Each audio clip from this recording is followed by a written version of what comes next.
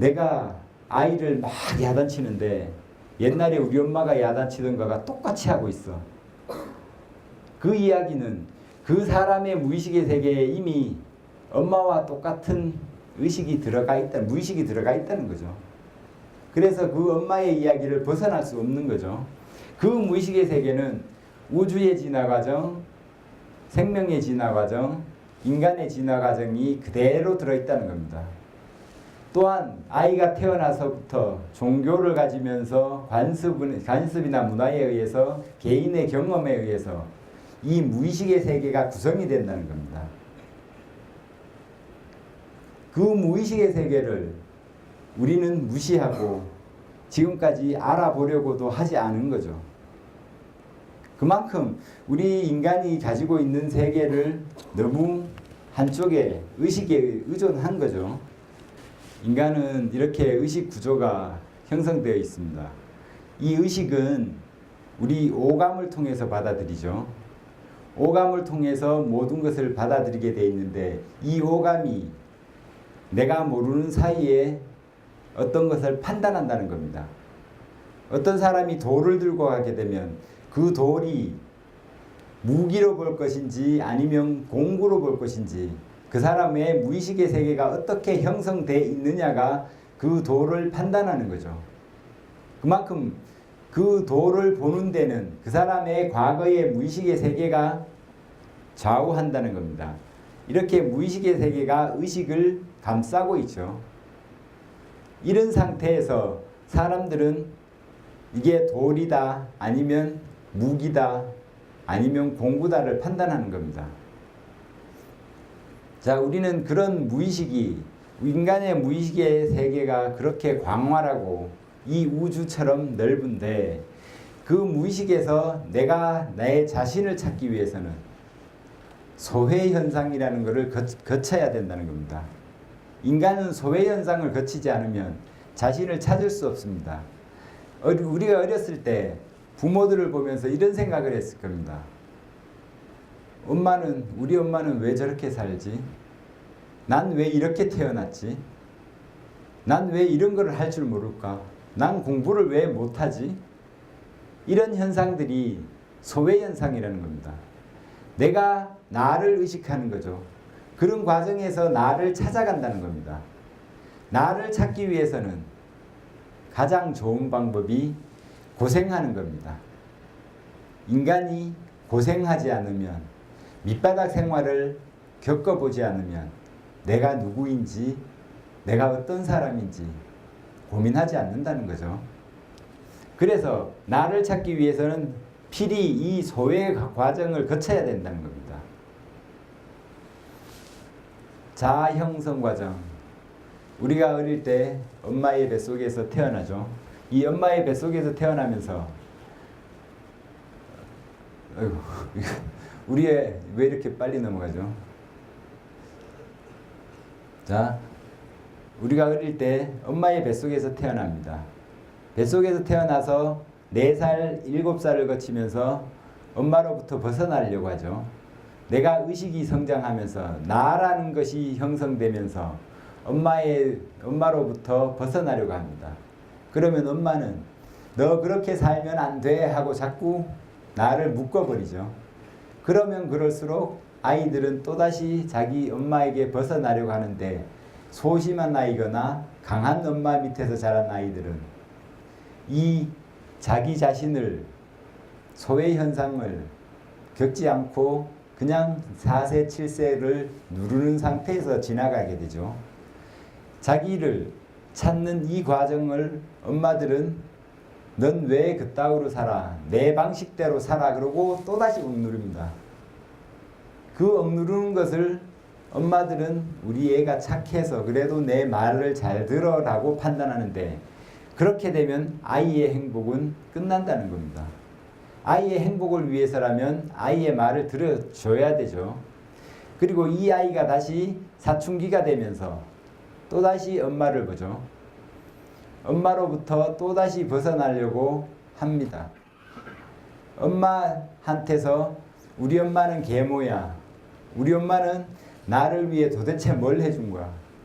우리 집안은 왜 이렇게 살아야 돼? 라고 생각하는 거죠. 이게 두 번째 의식이 소외현상을 겪습니다. 그 다음에 세 번째, 이번에는 직장 생활을 하면서 자기 자신을 돌아보죠. 이때 세 번의 소외현상을 겪게 되면 그때는 철이 들었다는 얘기를 하죠. 이 소외현상을 이렇게 세 번을 각각 거쳐야만 인간은 자기 자신을 발견하게 됩니다. 이 자기 자신을 발견하기 위해서는 반드시 엄마가 나를 놔줘야 된다는 겁니다. 나를 놔주지 않으면 엄마가 항상 이 울타리를 쳐서 자신을 묶어두려고 한다면 이 아이의 발전은 이룰 수가 없죠. 그래서 그것도 안 되니까 요즘 나타나는 게 헬리콥터 엄마죠. 대학교 생활, 직장 생활까지도 엄마가 따라다니면서 들들들들 그러면서 따라다니면서 너 이렇게 해 저렇게 해 하고 감시하는 거죠. 그 다음에 이제 사회를 보게 됩니다. 이렇게 나를 찾은 사람이, 이 자신을 발견한 사람이 직장 생활을 하기 시작하면 이 아이는 직장에 대해서 처음엔 굉장한 거부감을 갖습니다. 왜? 사회가 이런지 몰랐던 거죠. 엄마 울타리에 살던 아이가 직장이라는 사회를 다니게 되니까 거기는 평화로운 아주 행복한 미래가 펼쳐질 줄 알았는데 실제로 회사 생활을 하게 되면 힘들다는 것을 알게 되죠. 그래서 직장에서 뛰쳐나와서 직장을 보게 되면 그 안에 있을 때, 우리는 집 안에 있을 때 집 안 구조를 알지만 집 밖에 나오면 집의 소중함을 알죠. 그렇듯이 가출한 아이들이 집의 소중함을 가장 잘 압니다. 그렇듯이 이번에는 사회를 뛰쳐나온 사람이 그 사회가 괜찮은 사회였어. 내가 뛰쳐나온 게 바보였구나 라고 생각하는 거죠. 이번에는 다시 또 한번 자기 사업을 하게 되죠. 자기가 새로 직장을 만들어서 사업을 하게 됩니다. 그 사업을 하게 되는데 막상 해보니까 기존 직장 생활이 너무나 편하고 너무나 행복한 거죠. 그 사회의 소중함을, 회사의 소중함을 그 사람은 느낀다는 겁니다. 이 소외현상을 겪지 않으면 그 사람은 자기의 사업조차도 망하게 되죠. 그렇게 자기 사업이 망했을 때, 바닥을 쳤을 때 인간은 그때부터 사업을 자기 자신을 돌아보게 됩니다. 왜? 밑바닥 생활을 하지 않으면 내가 누구인지, 내가 무슨 장점이 있는지, 내가 어떤 능력을 가졌는지 모른다는 거죠.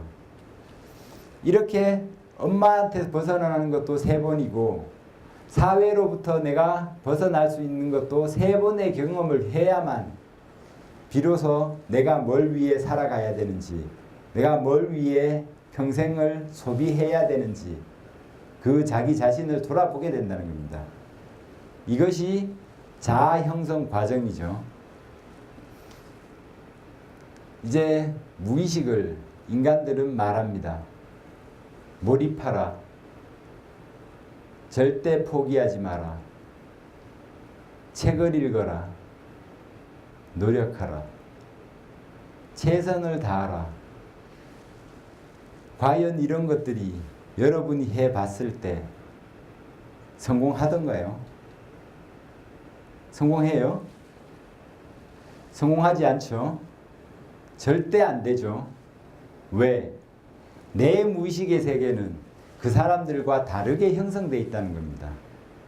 자기 자신이 몰입해야 될 것, 자기 자신이 포기하지 말아야 될 것, 자기 자신이 어떤 책을 읽어야 되는지, 내가 무슨 노력을 해야 되는지, 어떤 거에 긍정적인 마인드를 가지고 있는지 내 자신을 모르는데 남을 따라한다고 그런 것들이 이루어지겠냐는 거죠.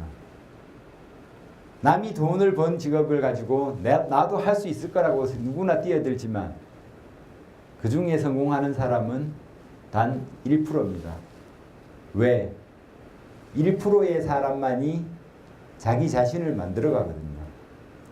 여러분도 여기 오기까지가 힘든 과정이었지만 여기에서 자기 자신을 찾는 방법, 인생이 성장해 가는 방법, 인생을 어떤 눈으로 봐야 되는지 그거를 알고 가는 순간 1%의 사람이 될 수 있다는 거죠.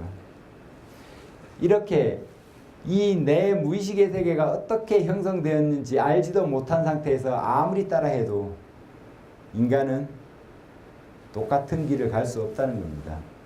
왜? 나와 당신은 다른 사람이기 때문이죠. 내 의식과 당신의 의식은 의식적인 거는 똑같을지 몰라도 무의식의 세계가 잘못 형성되어 있기 때문에, 다르게 형성되어 있기 때문에 똑같이 따라해도 다른 효과가 나타난다는 겁니다. 그 정도로 인간의 세계는, 사람들은 이런 말을 하죠. 인간은 모를 일이야. 인생은 모르는 일이야. 왜 모를까요? 그 무의식의 광활한 세계를 우리는 이해하지 못했기 때문이죠.